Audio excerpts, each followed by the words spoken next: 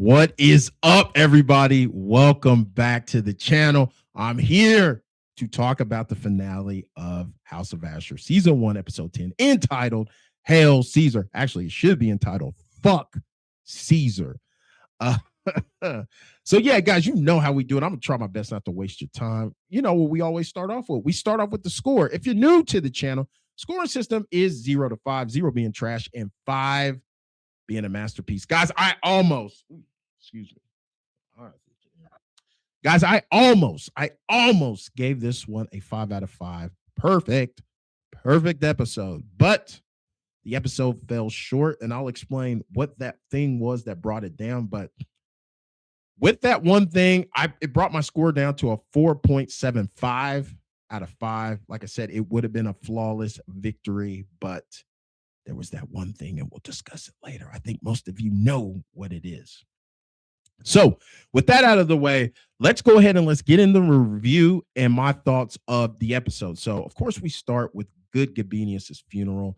And, of course, his beloved wife, Kasudia, and lovely daughter, Viridia, and Ashur. They're taking it hard. You know, they're taking it the hardest out of anybody. But also, with Gabinius passing away, of course, you know, when a big figure passes away, a bunch of, you know, it's political at the same time. So, you know, a lot of people are there. They're not there for the love of the man. They're there to make an appearance and, you know, do what they do the Roman thing. And so, of course, we see the menace himself, Proculus. He's letting it be known to Kasudia. Don't think I didn't forget the transgressions you did against me, just so you know. I mean, he's not, you know, he's letting her know. And, you know, she shook, you know, she's worried, you know, as she should be. But yeah, we see his shitting grin ass in the room, respectfully.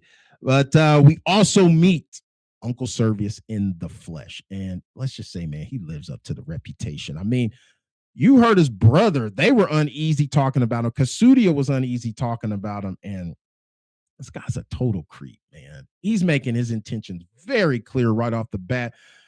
What he intends to do with his niece, just being a pure creep. Man, he reminds me of this motherfucker right here from the previous Spartacus series, this guy. And let me just say this real quick. I mean, the casting, whoever does the casting, first of all, let me give you a salute, because you guys do an amazing job with the casting of the beautiful women on this show. This may be hyperbolic, but I'm saying it that if you look at Spartacus universe as a whole, all the women they cast, I must say they probably have the most beautiful cast of women on a show. I'm just saying. And they do an amazing job of casting villains, not just the portrayal, but the look of them. Some of these guys, when I looked at Service, I'm like, this is a bad guy. This is a guy, total creep show. I mean, you see the scene where the Kasudia and Viridia are having are bathing, and this creep show comes in there. This vile motherfucker comes in there and is making like passes at his niece, you know, just disgusting. But like I said, man, as predicted, he would come in and take over the estate. And I mean, he's taken over not only the estate, but all things of Gabinius's. I mean, Kasudia and Viridia are basically his property now. You know, I hear women a lot talking about how hard and bad it is being a woman these days.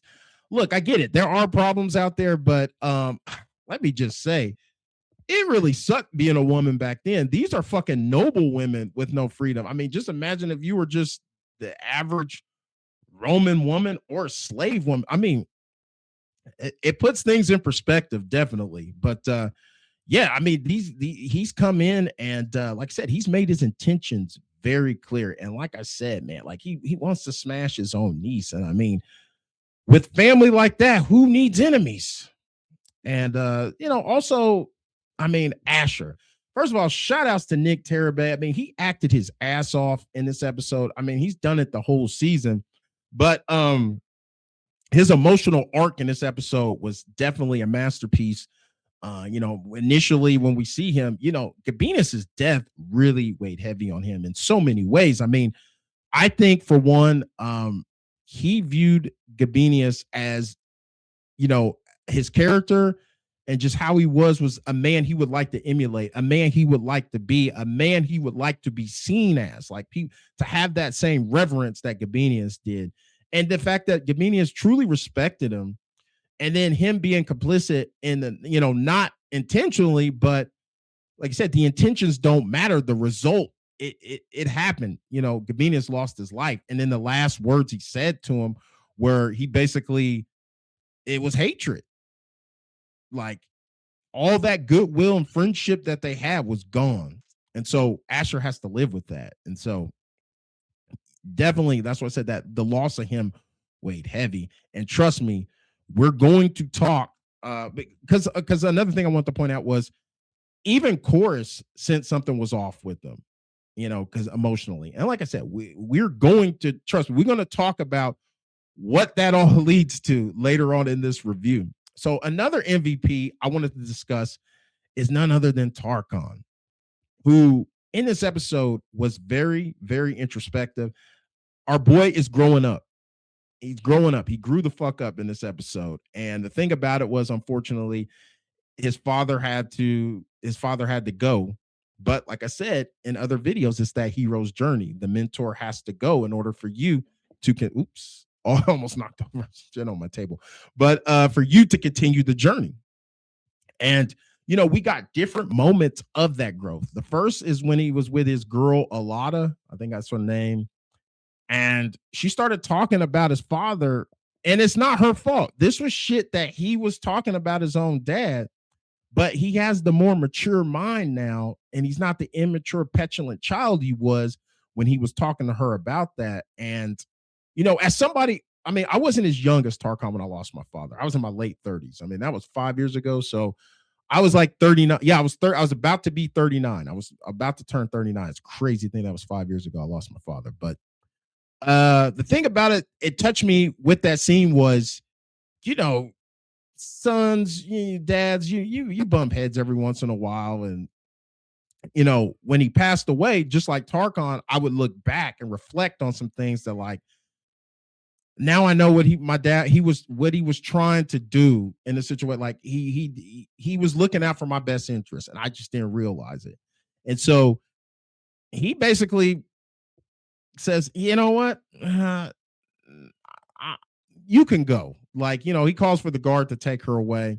And so, like I said, he's turning, the mature side is coming out, and we fully see it on display as him humbling himself and helping helping Achilia, because Achilia is getting her ass kicked by Chorus in her training. And a lot of it has to do with when you're fighting a skilled fighter, which she's going to be fighting, or any fighter.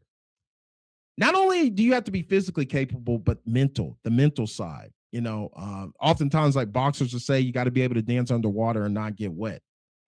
And so Achilia's mind is not in the right place. She's just going off pure aggression, and she's missing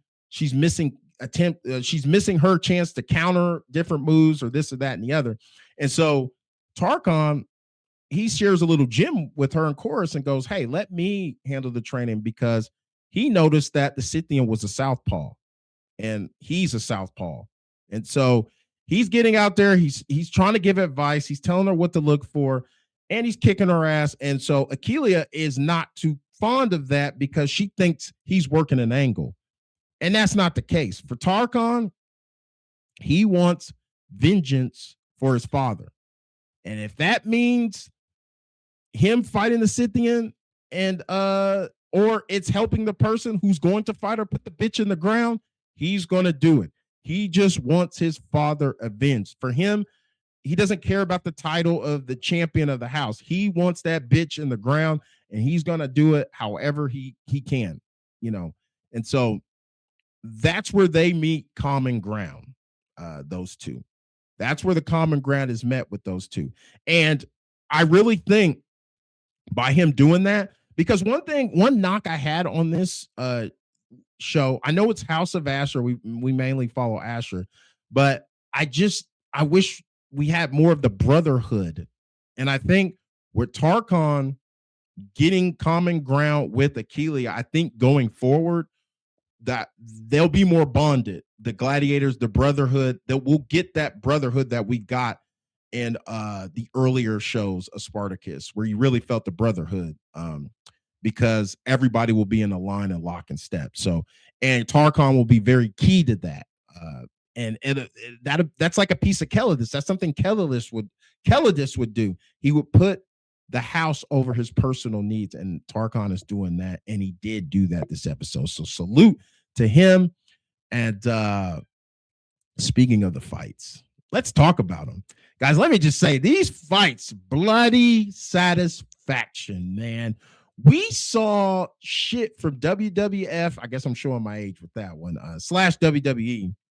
We saw moves like suplexes, hurricanranas, rock bottoms. We had gladiators in the stands going to work on each other.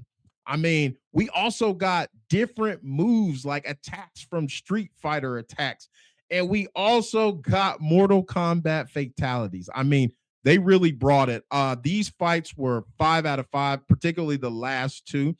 We'll talk about we'll talk about the main event, and we'll talk about the main event on the undercard, which is Spartacus and Gladiator. I hope I'm saying that right. The team up, the new dynamic duo. Little man for the fucking win, man. And I love it. I love it because every time he wins, because Proclus, man, he just doesn't give a shit about this guy. I don't think he gives a shit about any of his gladiators, but he particularly doesn't give it. He could care less. He's like, man, I'm gonna pimp you out and fill my purse as much as I can before your ass is dead. And so you know, the funny thing about it is like Spartacus, he talks all this shit, but then when he finds out he's gonna fight, he's shook. He's like, "You're gonna put me in there to fight again?" And you know, and when he finds out who his partner is, the audacity. This man's like, "You put me in there with a woman?" It's like, motherfucker, have you forgot what you look like? You're a fucking dwarf who can barely fucking move. You should take all the help you could get in the assistance. And so they get in the ring and they're fighting. I think the guy's name is Taurus, if I'm not mistaken. Big fucking guy comes in with a fucking war hammer. And I mean, what do you know? They fucking pull it off. That, like I said, they work excellent together. They pull it off. There's different times in the match where they each save each other and they work together as a team. I mean, it's going to be nice. It's going to be nice to see what they do in the later season. And like I said, every victory of Spartacus is a spit in the fucking face of Proclus. I mean, like, I will admit, the menace Proclus sitting in the cut with that grin on his face is a scary sight, but it's also lovely when it gets wiped off. When Spartacus wins, you could tell he's pissed off to the motherfucker. Even, you know, he's pissed off to the motherfucker, and I love it. Respectfully, of course. But I definitely love it. And like I said, Spartacus, this man must have 9 fucking lives, and not to mention he's going to get laid too. And let me tell you, I mean, salute to him, little man. I hope you can. I hope you're up for the challenge, because she looks like she's a rough one. So, and like I said, Spartacus, mark my words, Proclus, if you're listening, he's gonna be your demise. He's gonna be your mind. He's gonna take your ass out. Respectfully, you're gonna be out of here into the next life, and it's gonna be him. So let's talk about the main event. The Scythian versus our girl Achilia. And let me tell you, I've talked about early the actress. I thought when we first met her and she was fighting, she was very stiff. I'm assuming that was what they were going for, because I would say the last 2 episodes, man, she's been as fluid.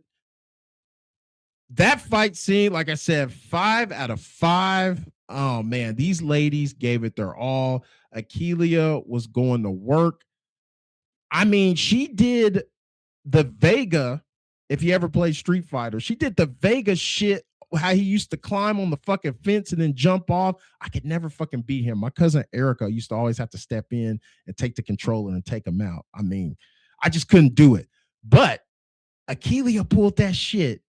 She scaled up the wall, came down and put that bitch down in the ground.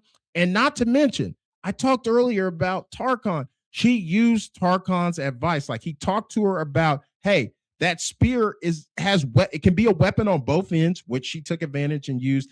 Also, he told her to use the shield as an offensive weapon as well. You the unexpected. And she did that. And let's talk about the fatality. Man, she did some kind of Kung Lao Mortal Kombat shield through the face finishing move. And it reminded me a lot of Gannicus when he won his freedom, where he put the spear through the guy and basically destroyed his face. She did the same thing with the shield, and she was victorious. Now, what I thought was going to happen didn't happen. The one where I thought after she wins Proculus to get back, he was going to, say, hey, we should give her freedom, kind of thing, like kind of what happened in Gods of the Arena, but that did not happen. She's still in the house of Ashur. Of course, Ashur is ecstatic to the point where he has this moment where he kisses Hilaria, and of course, Viridia sees it. I'm sure she's not going to be thrilled about that. That definitely will probably cause a wedge between them, because early in the episode they finally shared a moment. They had their kiss, and now this dude's over here kissing some other girl. But let's talk about Ashur. Now, I talked about his emotions throughout the episode, and it builds up to a boiling point, and this is where it happens at the match. At the beginning, when everything's jumping off, Ashur comes up to I guess you would consider it the press box, or the suite in our times. When you go to a stadium, if you're a high roller, you're up in the suite. So Ashur takes his seat up there like he's done the whole season, and Servius's bitch ass is like, this is only for Romans. And at one point, he even puts it on Caesar, like, unless Caesar objects, and Caesar's like, bye. And then it's even more disrespectful, insult to injury, is when he's leaving, one of these fucking Roman bitches, I couldn't see which one. I think it was the one who asked Viridia to come sit back there with them, the kind of heavyset girl. It's like, I breathed out. I didn't breathe in my nose the whole time he was up here, and they're all laughing at him. And I think, like I said, it's building, and finally Ashur goes down, and he's speaking about his house, but he's talking about himself. Like, they think they're better than me, or think that they're better than us, which he's meaning himself, because when he's talking about the house, he's talking about himself. And he's telling them, let's go show them, who we are. And then, of course, Achilia wins. And so Ashur's feeling great. He's feeling great. And so he gets back to his villa with fucking Caesar. And he starts to press Caesar about the arena, because he's in the right to do that. He's done everything they have asked him to do. Everything they pressed him on, he's done at a great cost to himself, his own personal self. He's done everything these fucking scumbags wanted. So he starts asking about the arena. And long story short, Caesar's just like, Crassus decided to build some villas. So there ain't going to be no arena. Which, like I said, I think Caesar was lying the whole time. I don't think Crassus ever had any intentions on doing the arena. He just told Ashur that to motivate him. And so Ashur, like I said, enough is enough. Everybody has a boiling point. And Ashur finally, he just snaps. He snaps. He crashes out. And to the point where, he starts talking shit to Caesar. He gets slapped. Hilaria comes in there. Leave us. And these boys start going at it. They're fighting or whatever. Two of the Roman guards come in. Ashur takes care of them. Now, when these two draw metal and they're going back and forth, in my mind, I'm like, well, I know the history. We know what Caesar becomes. But at the same time, this is an Elseworld story from a fictional history show. So, like, anything's up, anything's on the table. So they're going back and forth. So this whole time, I'm on the edge, like, shit, what's gonna happen? Are they gonna kill Caesar? Are they gonna kill Ashur? No, they couldn't kill Caesar. But the show is called House of Ashur. They can't kill him. And so Eventually, Ashur gets the upper hand. And there's a point, where he's got Caesar laid on his back and he's got a sword in his hand and he's thinking, like, what his next move's going to be. He looks down at the sword and, in his mind, he's probably like, well, I've gone this far. Fuck it. And he starts to turn Caesar into minced fucking meat. It's all coming out. And the way they shot it was so amazing because all the emotions kept, like the storm, the storm that was the storm that was inside of Ashur. The fire that we got was the fire that was burning in him, and it all came out, and he unleashed that shit on Caesar. AKA not my Caesar, but he unleashed it on him and took his ass out. And so, the episode ends like that. And that's how you do it. That's how you end a show like that. And I like that they took this risk. They didn't play it safe. This is a total game changer. I'll say it changes the game, because in this universe that we're in. So what is this going to mean? Is this going to mean that instead of Caesar, it's going to be Crassus? Like Crassus doesn't go to Parthenon. He battles Pompey instead, because we know Caesar was eventually had the civil war against Pompey. So will it be Crassus that becomes the emperor, or will Pompey be victorious and become the emperor? Or will it be a character we haven't met yet that will become the emperor? So many possibilities. That's just out there, but in Capua, there's definitely going to be ramifications for this death of Caesar. And what is this going to mean for the House of Ashur? Man, so many possibilities. So to wrap this up, I did tell you guys I was going to talk about that one thing that took away from it being a flawless episode. And guys, that was none other than Tarchon and Achilia hooking up. Look, one of you guys in the comments, I think a video or two ago, said they could see this happening. Hell, one of you even said you could see Tarchon knocking her up.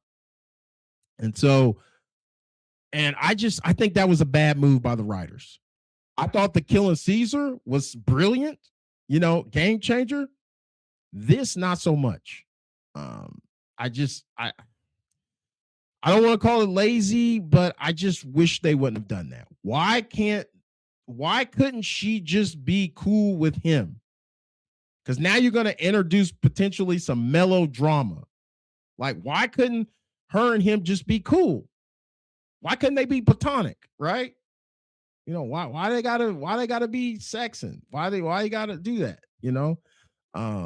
But they did it. But yeah, that's the one thing I say that brought it down a notch for me, was that right there. When they did that, I'm like, you saw it coming. And I know some of you may be like, well, P, it was like an emotional thing. Like she just won the fight and, he's dressing the wound. They talking about his dad. But I'm like, damn, I mean, it ain't that emotional. Like, I don't know. It's just, I didn't like it. I'll be interested to hear what you guys think about it. What did you think about that? I wasn't a fan of it.